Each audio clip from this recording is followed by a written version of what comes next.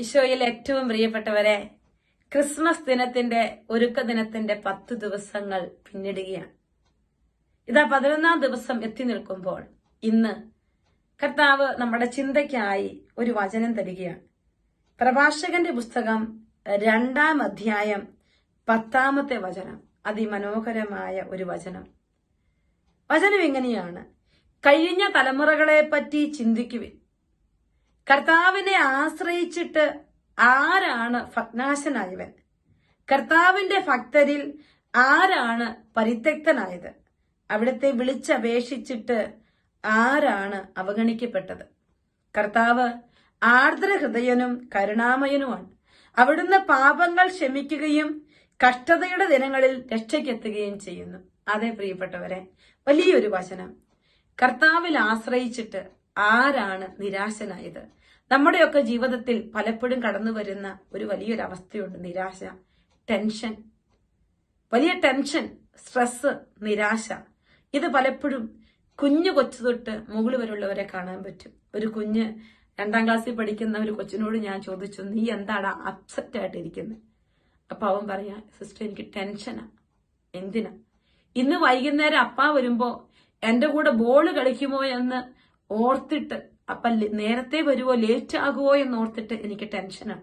പ്രിയപ്പെട്ടവരെ, നമ്മുടെയൊക്കെ ജീവിതത്തിന്റെ ഒരു ഭാഗമായി മാറിയിരിക്കുകയാണ് ടെൻഷൻ, ഡിസപ്പോയിന്റ്മെന്റ് ഒക്കെ നമ്മുടെയൊക്കെ ജീവിതത്തിന്റെ ഭാഗമാണ്.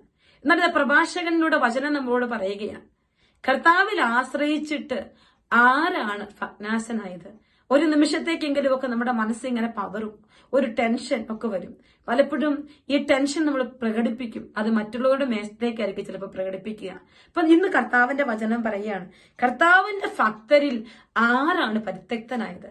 നിന്റെ ടെൻഷനുകളിലൊക്കെ നീ അവിടുത്തെ കൂടുതൽ ആശ്രയിക്കുക, അവിടുത്തെ വിളിച്ചപേക്ഷിക്കുക. അവിടുത്തെ വിളിച്ചപേക്ഷിച്ചിട്ട് ആരാണ് അവഗണിക്കപ്പെട്ടത്? അടുത്ത വചനം പറയാണ്: കർത്താവ് ആർദ്രഹൃദയനും കരുണാമയനുമാണ്. അതേ പ്രിയപ്പെട്ടവരെ, എനിക്ക് ആശ്രയിക്കാനുള്ളവൻ, എന്റെ ടെൻഷനും എന്റെ ആകുലതകളും മുന്നോട്ടുള്ള ജീവിതത്തിന്റെ ഭയവും ഒക്കെ എന്നെ പിടികൂടുമ്പോ ഞാൻ ചിന്തിക്കണം, എന്റെ കർത്താവ് ആർദ്രഹൃദയനും കരുണാമയനുമാണ്. അവിടുന്ന് പാപങ്ങൾ ക്ഷമിക്കുകയും കഷ്ടതയുടെ ദിനങ്ങളിൽ രക്ഷയ്ക്കെത്തുകയും ചെയ്യും. നമ്മുടെ പാപങ്ങൾ ക്ഷമിച്ച് കഷ്ടതയുടെ ദിനങ്ങളിൽ നമ്മുടെ രക്ഷയ്ക്കെത്തുന്ന ഈ കാരുണ്യവാനായ കർത്താവിനെ, അവനെ നമുക്ക് ആശ്രയിക്കാം.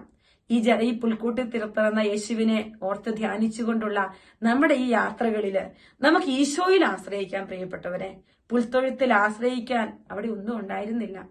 സ്വർണത്തിന്റെ വലിയ ഭാണ്ഡക്കെട്ടുകൾ ഉണ്ടായിരുന്നില്ല. സമ്പത്തിന്റെ വലിയ കിഴിക്കെട്ടുകൾ അവിടെ ഉണ്ടായിരുന്നില്ല.